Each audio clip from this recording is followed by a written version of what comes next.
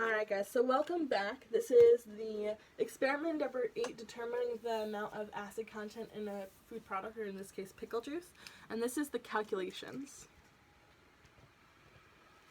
So I'm really just going to go through the variations of these particular calculations. So for number 7, we're looking for the molarity of the dilute NaOH made. So I kind of alluded to this in the previous one, but we're going to use that M1V1 equals M2V2. And we are going to go through, if we want, we can actually solve for this first, because we know that we are going to be looking for that M2.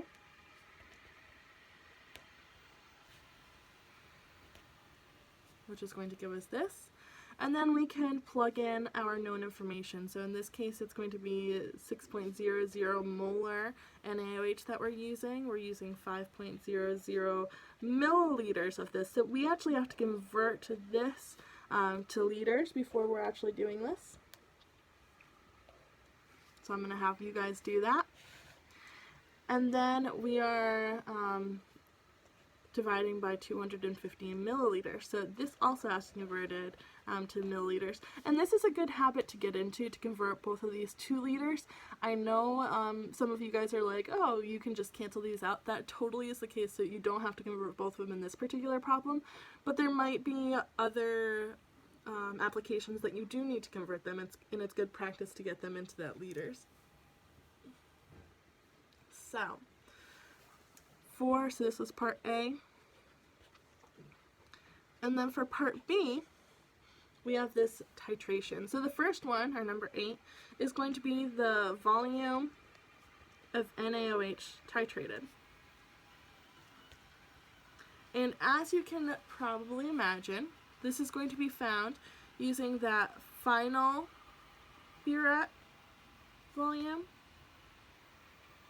minus the initial burette volume.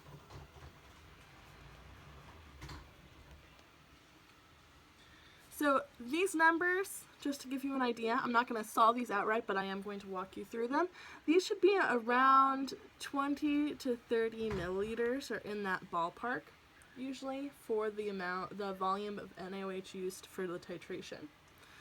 For the next portion, so for number 9, we're looking for the moles of the NaOH. And if we're thinking about how we're actually going to do this, we have the volume of that NaOH, and we also have the molarity from the previous section. So we can actually use the volume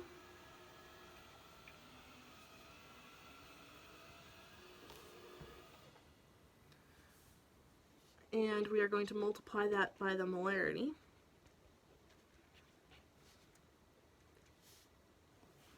To actually get us the amount of moles of NaOH. And I'm just going to show you guys the units quick.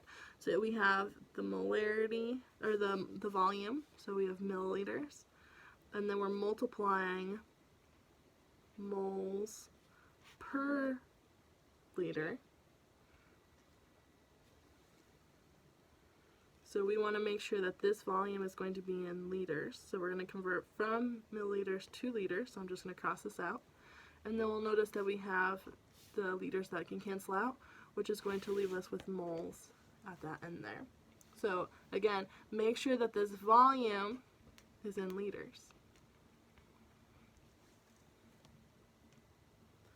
The next portion is actually going to be the moles of the acetic acid.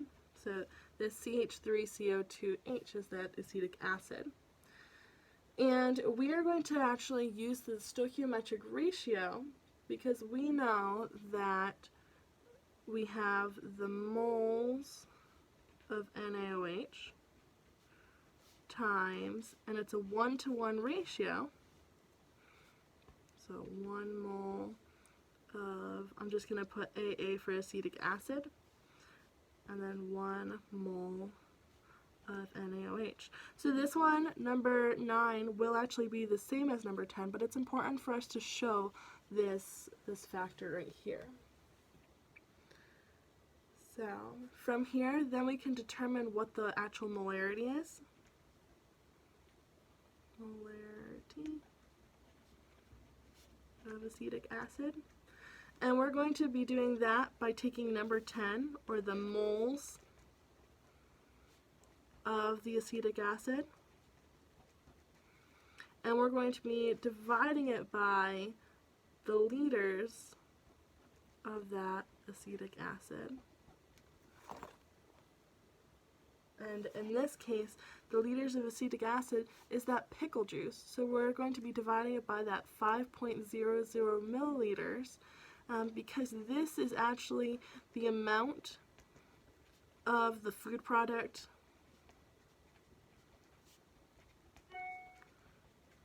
put into each one of the flasks for each trial. So it's 5 milliliters, or 0.0050 liters. So we also want to convert this to liters.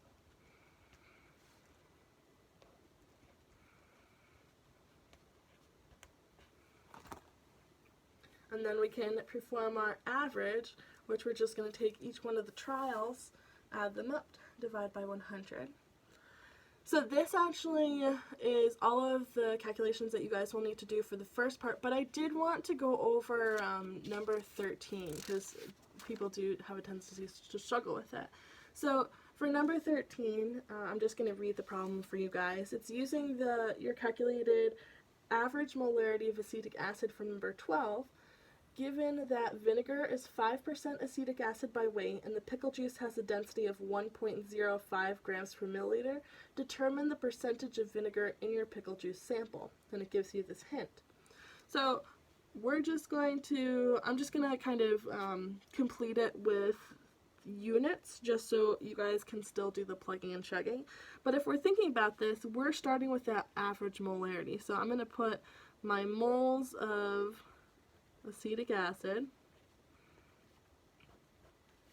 divided by, and I know that this is liters of pickle juice.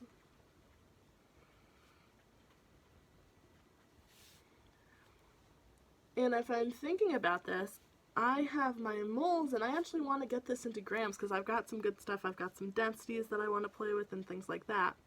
So I'm going to be able to actually use the molecular weight of the acetic acid. So if we're thinking about that, we need to go through. So I have carbon, hydrogen, and oxygen. I'm going to add each one of those up. So I have 2 times 12.01. I have 4 times the 1.01 for hydrogen. And I have 2 times 16.0. So I would add each one of these up. This would be my molecular weight of the entire compound.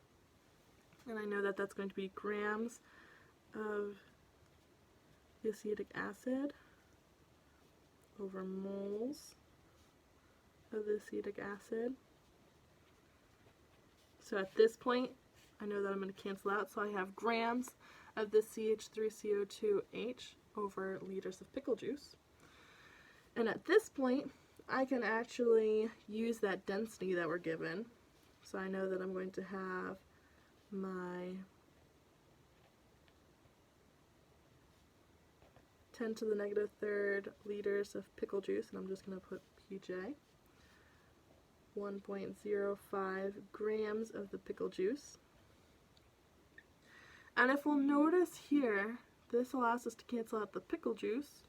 So now we've got this grams of acetic acid per gram of pickle juice. So from here, I can actually use the hint, so the mass percent of vinegar. And I know I want to cancel out my acetic acid. So I know that that's going to be for every 5 grams of acetic acid that I have, I'll have 100 grams of vinegar, just like that hint alludes to. And then I'll be able to multiply this by 100.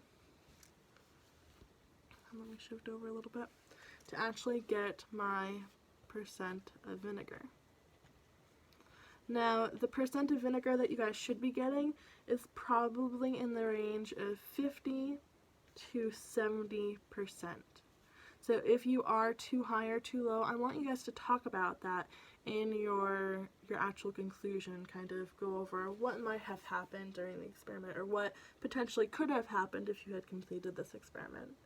So this just about wraps up experiment number 8.